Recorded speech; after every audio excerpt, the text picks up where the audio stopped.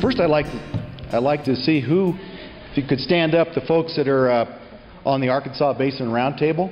There's a lot of folks, I think, that are in the room here who were on that roundtable. At least I saw some the other day. Well, maybe not. Maybe I'm wrong. Okay. Alan is. Okay. The roundtable process started in about 2005, and what it did is basically it was something that I actually at first I thought maybe wouldn't really be that great of a thing. But I'll have to admit that after the roundtable process got going, the great thing about it is that everybody got to hear each other's concerns in the basin, things that we didn't hear before, that we weren't privy to. We got to hear about the agricultural community, the conservation community, the M&I community, and what their concerns were in the basin, and what they would like to see. And they brought all these pet peeves, let's say, to the table, and it gave me, in particular, a good basis and a focus of what the concerns were throughout the basin. Our Arkansas Basin Roundtable came up with 4 basic priorities. Maintain agricultural viability in the lower Arkansas Basin, provide augmentation in the upper basin, provide adequate water quality for all needs, ensure an adequate water supply for all future needs, including M&I, ag, recreation, environmental needs.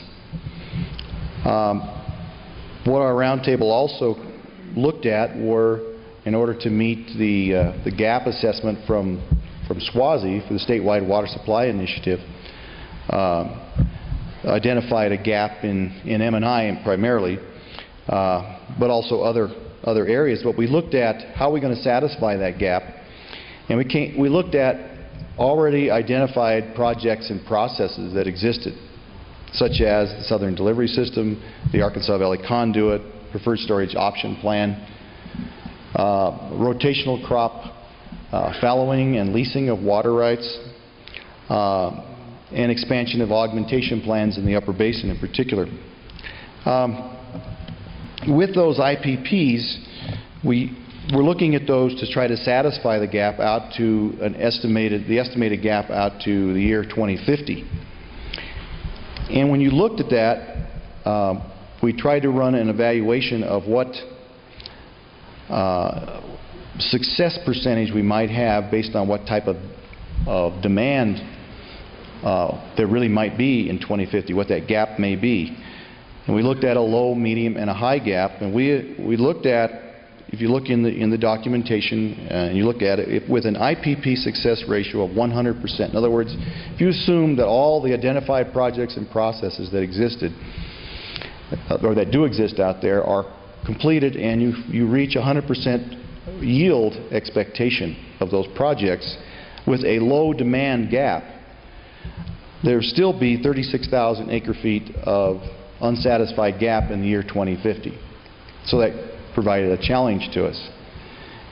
A medium-sized demand with an IPP success ratio of 90% yields still a 64,000 acre-foot gap.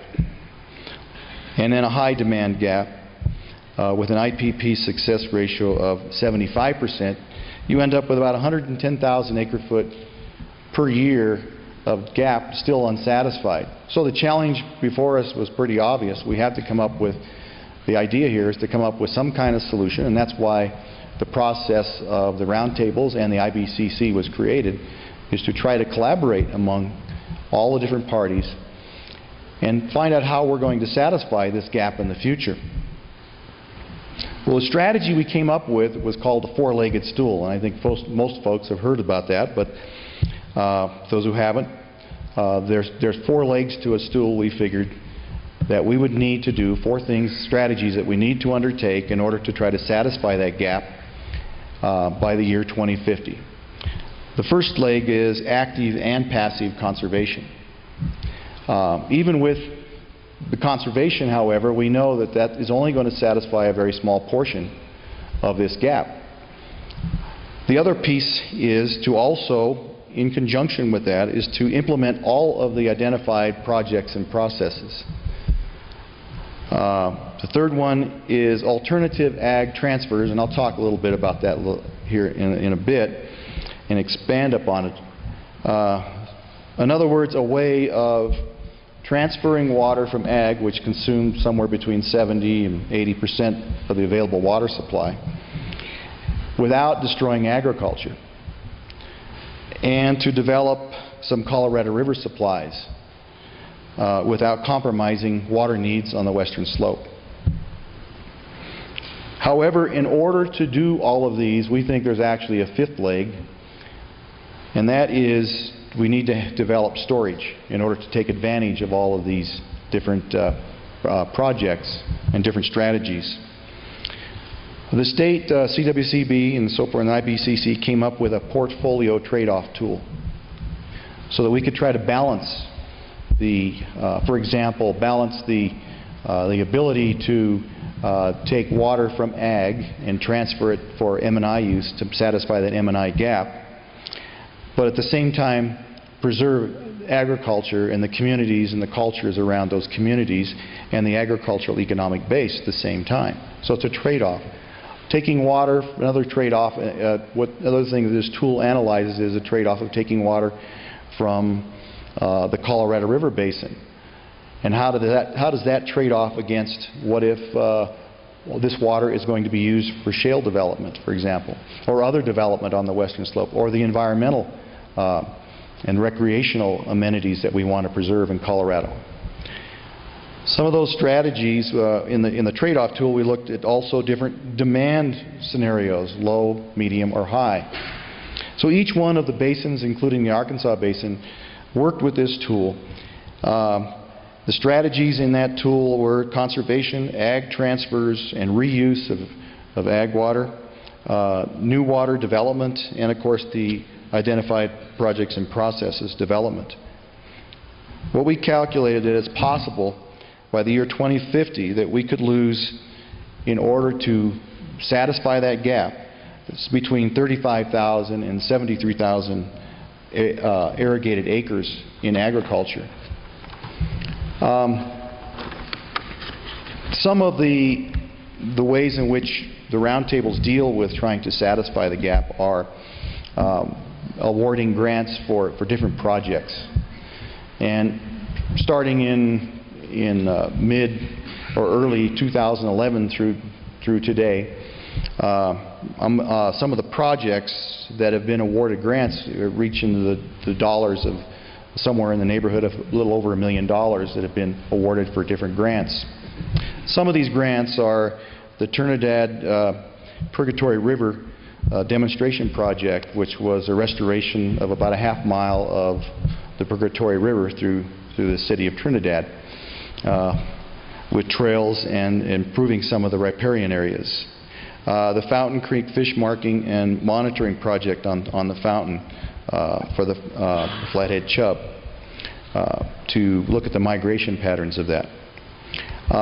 The Upper Arkansas Diversion Structures and Boat Ramp Project was taking a major diversion structure that was dangerous for rafting and rebuilding the Helena Ditch diversion structure down by Buena Vista, which does two things. One, it makes it safer for boat passage, and the other thing, it helps that diversion actually get its full allotment of its water right.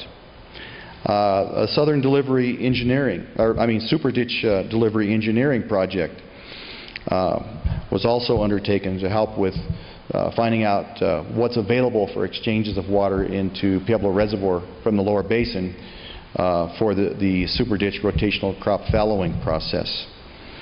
The Flaming Gorge Exploration and Feasibility Project to see if that is a feasible project. That's another project, grant application that was accepted. Then in the rotational crop and ag fallowing and leasing area, there's actually a three-pronged approach in which at this point there have been two grant applications that have been accepted and passed through the CWCB and awarded, And one is the Alternative Ag Transfer Methods Grant, and this is to develop an accounting and administration tool to calculate the,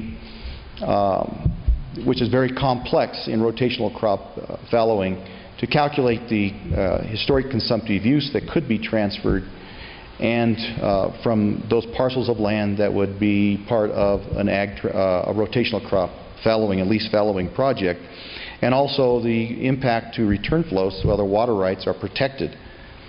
That is beginning in its process here this month to develop that. It's going to take several years to develop it.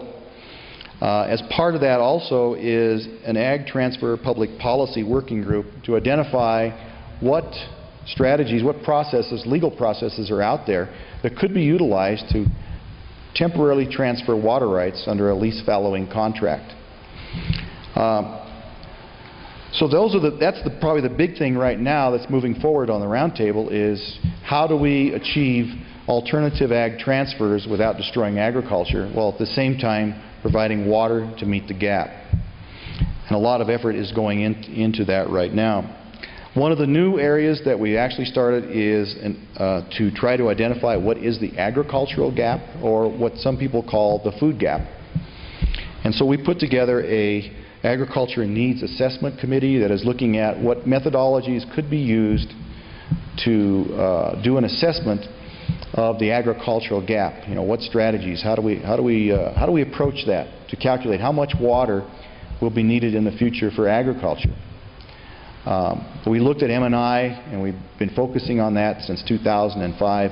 So we thought it's about time, and with Reeves, one of the roundtable participants, he really has pushed for that over and over again. So finally, our roundtable came to the realization that we need to put together a committee to research how do we develop an assessment of the agricultural gap.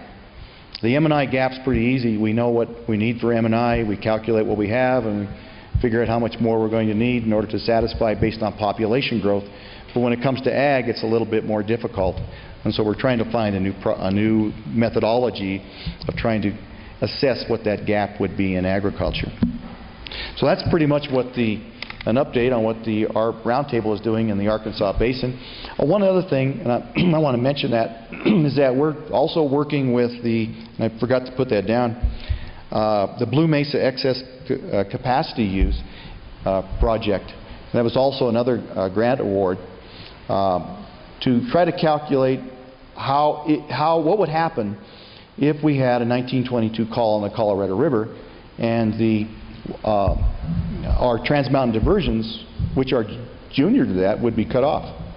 So what do we do to prepare ourselves for that instance if that happens? And one of the ideas was to utilize space in Blue Mesa that could be available up to 200,000 acre-feet potentially, where we could actually have an interruptible water supply where we would fill that space and then utilize that to prevent a 1922 call from preempting our Trans Mountain diversions.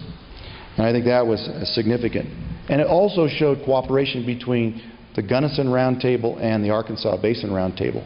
And that's something I think that is really forward-looking, and that's moving forward a lot too.